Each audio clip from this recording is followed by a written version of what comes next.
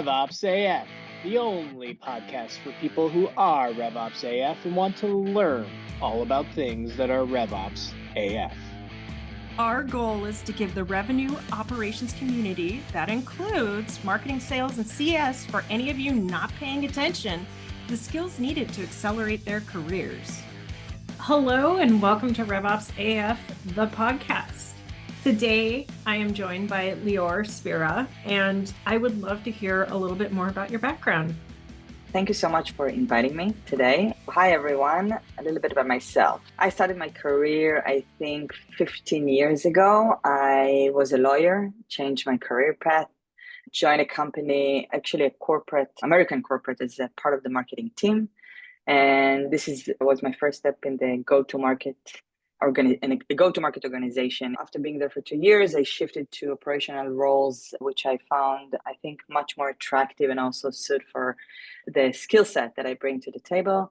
I was sales operations, sales and marketing operations, and then revenue operations, built 4 teams from the ground up, revenue operation teams in SaaS companies, B2B, enterprise sales motion, part of the go-to-market organization, usually reported CEOs, COOs. It depends on how the org was set. I'm also advising to startups today, not just how to build revenue operations, motion, processes, strategies, tech stack, metrics, data, but also how to set a go-to-market organization, how to scale with the processes and with the data and become more data-driven. I founded the first community here in Israel that brings together operational leaders to discuss not just RevOps, but any type of operational challenge or advice that they need to either solve a problem or share some knowledge with one another. Wonderful. Part of the reason why I am so excited about the RevOps Co-op is I spent 15 years in operations. So obviously before RevOps was a thing, and most of the time you're kind of figuring things out as you went, and your success depended on how good you were at Google search terms. Is to learn from people who have already been there and made mistakes, so you don't need to make them yourself. Correct. Also today you have ChatGPT, so you can just build everything and use that. And I think the thing is, back then when I look at my career, I think I mentioned it in the past several times. I also speak about it in lectures or in conferences that I'm speaking at, how I felt like a lonely wolf back then. And because it was only me. We didn't even have a team. We were just handed off like this position, like you're the sales ops, you're the marketing ops, you're both, do something. And I don't know, you have the knowledge, you don't have the knowledge, maybe we'll give you some budget, to work with this professional services company and just do something. Like we need tools, we need to have data. Back then, companies were not that data driven. Everybody wanted the data, but nobody really used the data to improve themselves or to evaluate the performance of the team or to see if the go-to-market organization is set in a way that helped them scale or succeed. But COVID was the first time we started to hear about revenue operations. It's no longer just a lonely wolf or one person who does it all. It's just you have an organization, you can have a team, maybe you can, or even ask for, budget for a team, or to not just work on the tools or just the processes, you combine them together and bring everyone under one umbrella. And also, I think the change management in the conversation has become more revenue focused. We need to be not just efficient and monitor the performance, but we also need to make sure that we are building a revenue machine together with marketing, sales, and customer success, and also bring to the table other departments that can support the motion, right? Because eventually it's not just breaking the silos, it's building a holistic process and bringing the tools and the platforms to support everyone in a way that give them the transparency on everything, basically, like the opportunity pipeline or the forecasting planning, the lead generation, the disqualified leads and the booked meetings, etc. It became a joint mission, but we're still working on that, right? We're still talking about it and trying In Seattle, I started hearing about revenue operations around 2015, but it didn't. So what was frustrating, right? So start hearing about revenue operations and reading like Harvard Business Review and other things where pundits are saying, this is going to be a great way to approach operations. We're going to unify across the departments. But what I actually saw in the market was we still had the siloed operations teams. And then we had this revenue operations in quotes department that focused on sales analytics and commissions. It drove me crazy because that's not at all the vision. And it just encouraged people to stay going in different directions. I think when I started in operations, it was sales operations back in 2005. I think sales operations in the US started probably with IBM or similar big company in the 70s. So that was kind of the first thing. And then more marketing automation technology started coming out around 2007, 8. Today, I see a ton of disagreement on what the ideal revenue operations team should look like or do. And I think a lot of that stems from, I get really frustrated with executive leaders because a lot of them think of revenue operations as a way to force one person to do more than one human can possibly handle, which is great.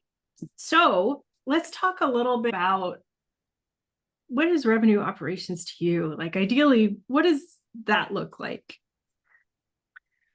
So I think I had this conversation recently as well, but revenue operations is not sales ops 2.0.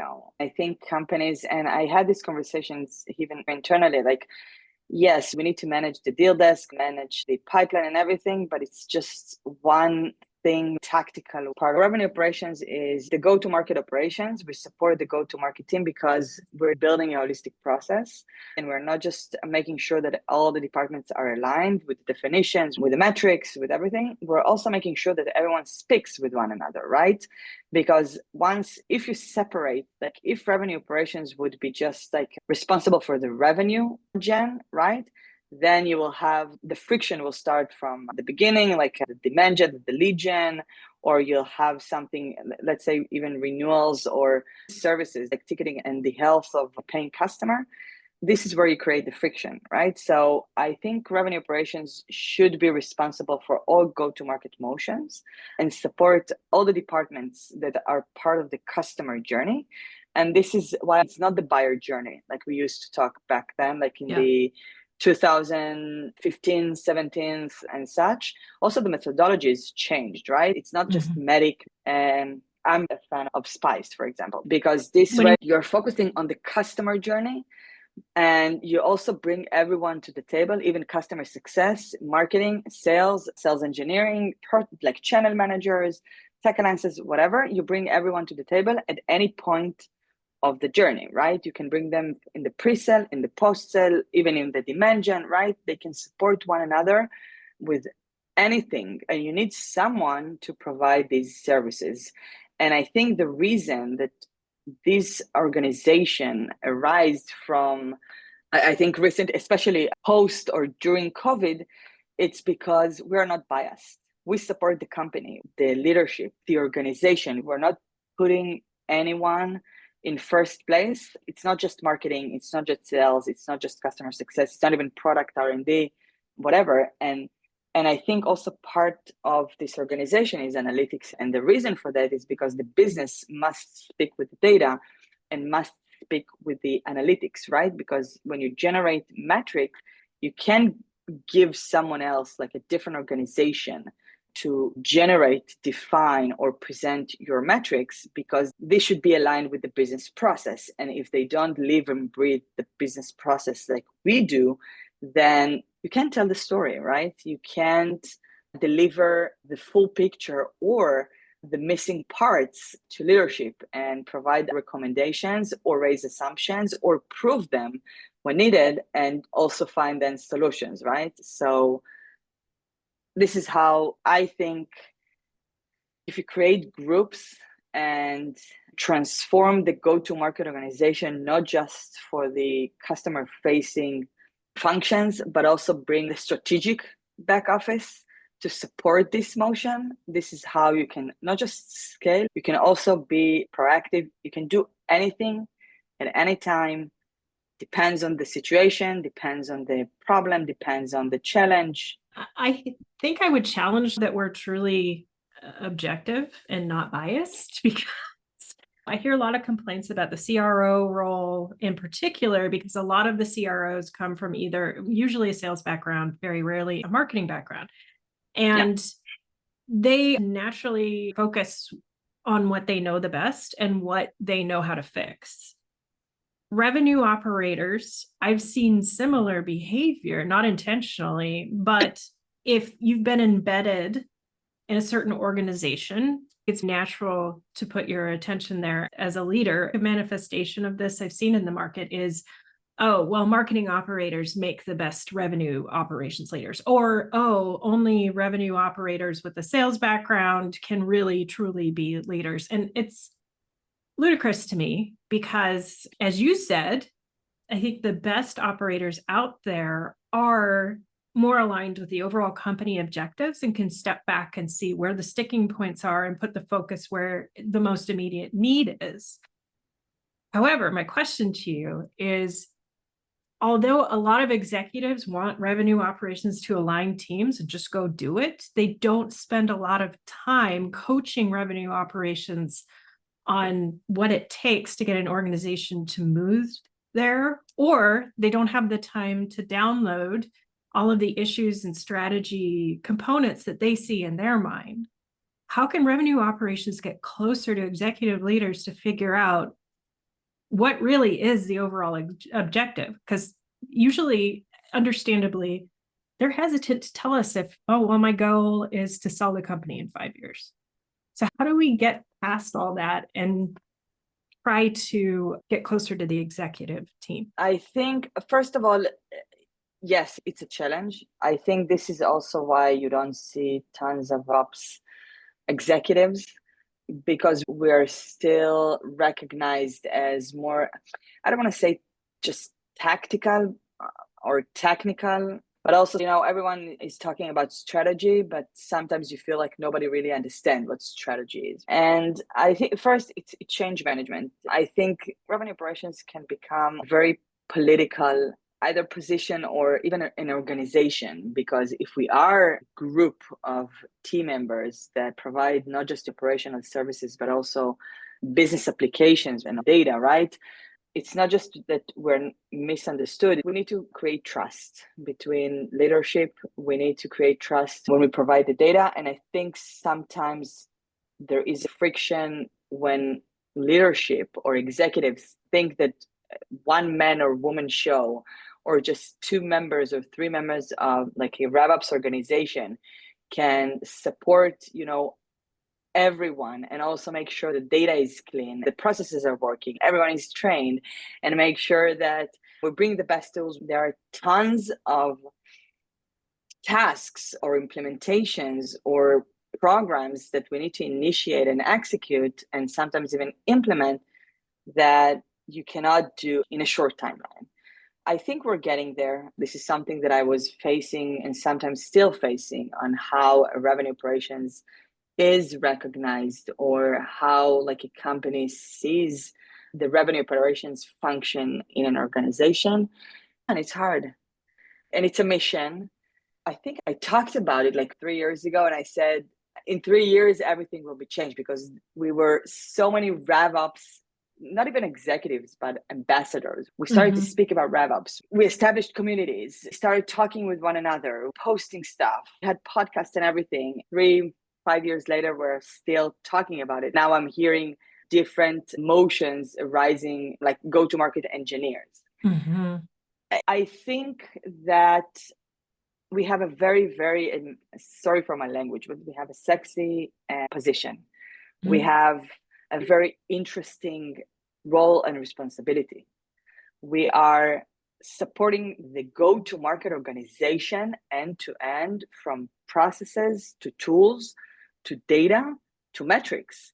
We are saying sometimes to the teams themselves, like, you're either underperforming, or You have a top performer and you need to now replicate success. How do you do that? Mhm. And it's very difficult, especially for sales reps. We all like sales organization, they are responsible for revenue, so they're focused on revenue.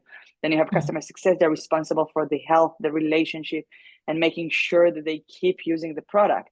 And then we have marketing who needs to support the awareness, the brand, events, stuff like that. And we also need to make sure that product are giving us the usage metrics to ensure that we are on top of everything all the time. And it's a game of trust. I think it depends on the founders if they do believe in this function from a strategic perspective, if they do believe in the data, if they do want to be data driven. Everyone wants to be data driven, but eventually none of them look at the data or actually listen to the data, right? And what it says, and then make the decision based on that.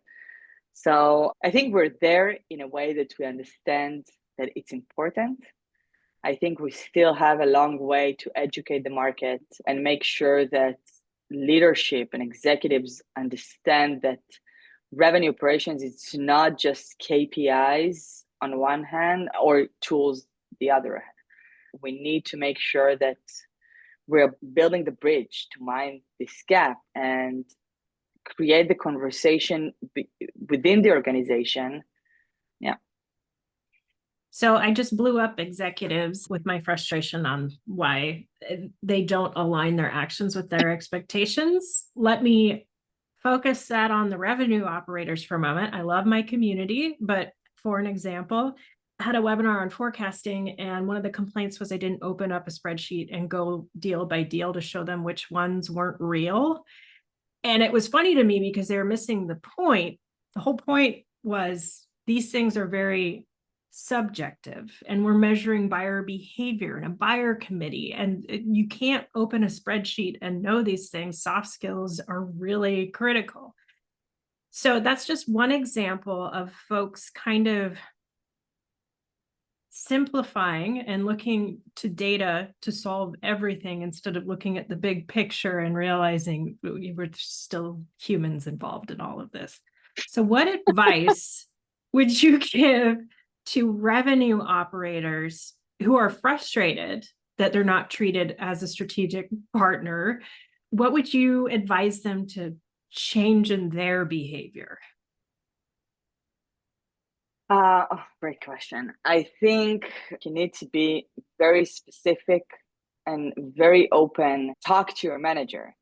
If you're not going to get it, move forward to the next challenge. But when you have the conversation about joining a company, make sure that this would be the role and responsibility that you will get. Sometimes executives say, yes, you'll get it, and then you join the company and you won't. And that's fine. You need to learn from this experience. You need to focus on what you want to do. If you don't get it, try to initiate projects and make sure that you're doing it in parallel just to create a change management or shift your position to at least, if not 100%, maybe 50, 60%, 70% to where you want to go. And if not, yeah, you need to be very straightforward. You need to say no. You need to make sure you gain, again, it's all about trust.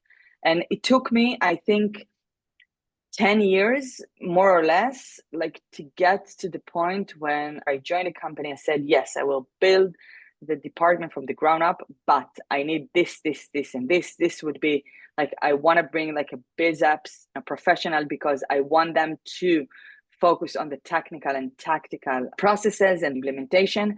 This would allow me to focus on what I want to do and how I want to lead the organization. It takes time. You need to build the confidence in yourself. You need to build the confidence in the executives. You need to be consistent. You need to be straightforward. Nobody knows what you're thinking about.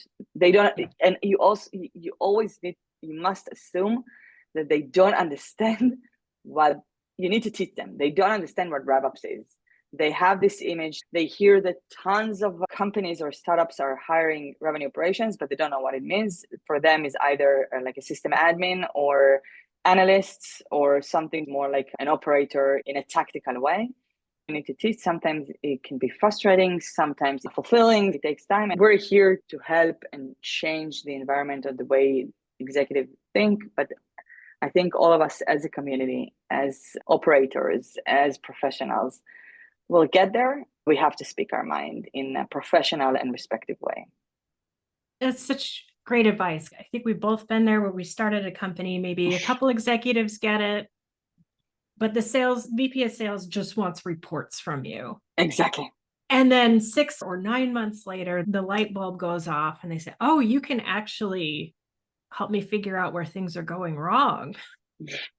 So it's funny because a lot of those leaders I'm still in touch with, and they've changed how they think about it, but they also complain when people don't proactively rise to that level and challenge them. So I think that's really good advice in picturing what it should be to you and helping educate the people around you. And we're doing our best to help too. Yeah, you need to ask questions. Don't be afraid to ask questions. If something doesn't make sense, it means that it's wrong. Maybe you'll bring the solution to the table, right? Also, never arrive to a discussion empty-handed. Have something to offer. If you don't know or you're not sure, say, let me check, let me think about it. I'll get back to you tomorrow by 8 a.m. Ask questions, join communities, ask for advice. What's amazing with revenue operations, we are not inventing any wheel. We are just using best practices. We're keeping it simple. We're making everything lean, especially the processes. And the problem sometimes that sales leaders or marketing leaders or even CS leaders want to complicate everything because they think their process needs to be customized in a way that no company had ever worked like this, right? And no. But you need to find a way, to convince them, to pitch the idea, to test it. And even if they don't agree, at least you tried. Sometimes after 6 months, as you mentioned, like something just, they get the switch and then they say, okay, I remember that we talked about it. Yes, now we will have to clean the data. That's fine, but it will be fast and we can actually implement what we suggested 6 months ago. Yes, we lost 6 months, but it will also be like, it's not shaming and blaming, but we can say, listen, we waited 6 months. Let's try this solution. It will save us time. Help us be reactive fast or proactive when we need it. So again, depends on the situation, the decision that we need to make, or even the assumption that you are raising. It's really up to that. So I'm hearing, ask questions to make sure you understand, know what you don't know. Communication and influencing without authority is key. Is there anything else you want to highlight before I ask you where people can network with you? Say no. Yeah. Don't be afraid to say no. Be kind, be nice. Don't say no at first because it can create the opposite reaction or lead to a relationship that you don't want to have with the go-to-market leaders. But say no. Don't be afraid to say no. Don't be afraid to suggest an alternative. Don't be afraid to express your concern. This is why revenue operations exist. This is why sales operations started in the first place, to monitor sales processes. So don't be afraid to say that. I love that. Leore, thank you for being on the show. Where can people find you to network? LinkedIn. So if you just ping me, send me a message. I'm visiting the US soon, so we can even grab a coffee. And if not, I'm on LinkedIn. We can have a Zoom session. Feel free to reach out, ask anything. I'm also in other communities as well in the Slack platform, so you can ping me there. Thanks so much for tuning in to today's episode, everybody. For more great content like this, join our community at RevOpsCoop.com and check out the links provided in the show notes. Keep it RevOpsAF, y'all.